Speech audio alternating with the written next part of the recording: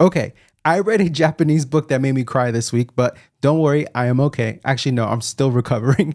But I also unfortunately DNF'd my first book of the year, which is sad. So more bad news.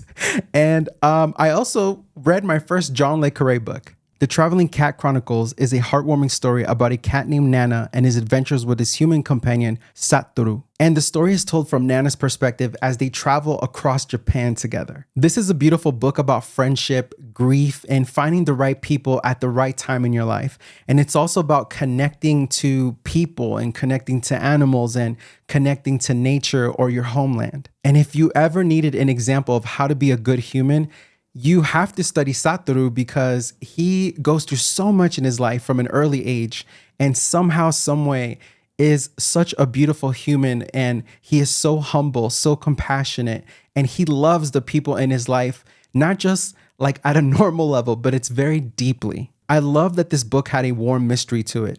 Satoru is on a mission and we know he's going on a journey, but we're not sure about the destination quite yet. We're not sure what the goal is, what his expectations are of when they get to that destination. It's a book that makes you want to give it a hug. It's a book that is so sweet and so honest. And yes, don't get me wrong, it's sad at times. Obviously, I cried. But the sadness comes from this honesty that this book has, because the sadness is just, unfortunately, what we go through in life. This book reminded me to slow down, to appreciate the mountains and to my surroundings. For example, Nana appreciates sitting on a TV because it warms him up. And Satoru appreciates his homeland, the surroundings, and the beauty in the nature that he sees as he's traveling on this journey of his. And to keep it simple, the lesson that I learned is that you get to live life. You fully get to live as you go in whatever journey that you decide is important to you. This book is exactly what I wanted. It's the type of book that I like. It's warm, it's cozy, but it's also reflective and honest. And one of the most important things for me when it comes to connecting to a book is the character. But not only do I need to connect to that character, but I need that character to connect to its world, if that makes sense. It's just so cute and so warm. And I don't know, lovable is the word that comes to my mind. All right, let's do a question of the day so that I don't get all emotional with this book. What Japanese literature would you recommend? I want to get a little bit deeper into Japanese literature. I did read Strange Weather in Tokyo last year. That was my introduction to Japanese literature. So yeah, whatever you got, let me know. Oh my God, you guys, I went to Bookworm in Boulder, Colorado, and look at some of these books that I saw. They were so cute. Okay, let's get back to the video.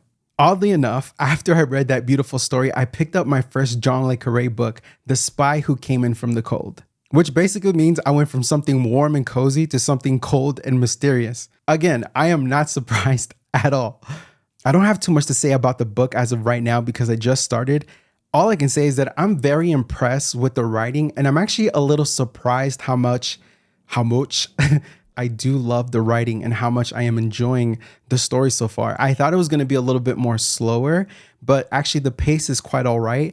The writing so far is simple, but it does have this sense of complexity in the simplicity of it, which that doesn't make sense when I say it, but it makes sense to my brain. So let me hold off on my thoughts for a moment and I'll get back to you next week on how much I loved or I didn't love the book. Oh my God, you guys, one more time I'm interrupting because look at this matcha latte. I'm really feeling matcha lattes at the moment. I think it's because it's been so cold here in Colorado and I don't know. Yeah, I'm feeling the green stuff.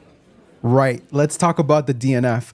Let's talk about DNF in general for me. I love to DNF. I think for me, when I DNF a book, it just gets me closer to understanding the type of reader that I am. And also, when I DNF a book, I am also saying that I love myself and I am avoiding getting into a reading slump. So I love a DNF.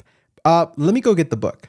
So I ended up DNFing Beautyland because I think I wanted more sci-fi, but instead I just got more coming of age vibes. Honestly, it felt a little bit more lit fic, which is fine. I love lit fic. I just wasn't in the mood for it. I thought it was going to be a little bit more sci-fi. And so I just wanted some more sci-fi books. So the book wasn't working out for me and I put it down. But this is why I love to DNF, because as soon as I DNF'd that book, I went into the Traveling Cat Chronicles because it was right there. And I just couldn't put that book down. I loved it so much. So yes, your boy is Team DNF. Should we talk about what I'm reading next? I'm going to read The Dispossessed by Ursula K. Le Guin. And let me read you what the story is about.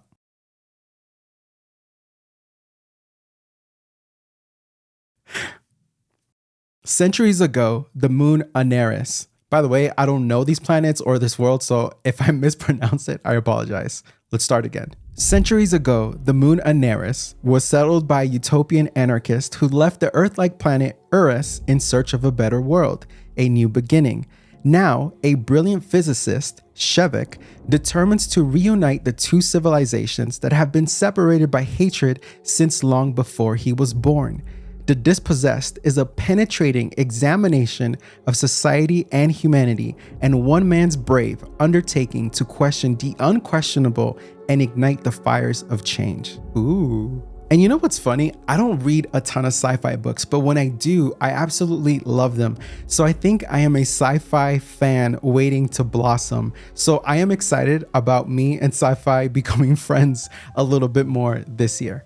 Okay, that is all that I have for you today. Thank you so much for listening to me and watching me talk about books.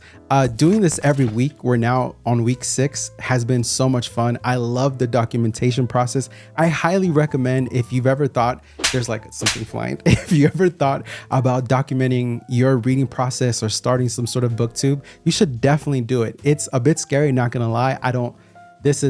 Trust me, it's scary sometimes, but it's so rewarding, and I feel like I'm getting better every time that I record. So anyways, I don't want to sound like a coach or anything. If you want to see what I've been reading last week, check out the video right here. I did start a newsletter. There'll be a link in the description. Go check it out. We're going to do a book club on there and all that stuff. It's going to be fun. Okay, I don't know what else to say. I love you. Bye.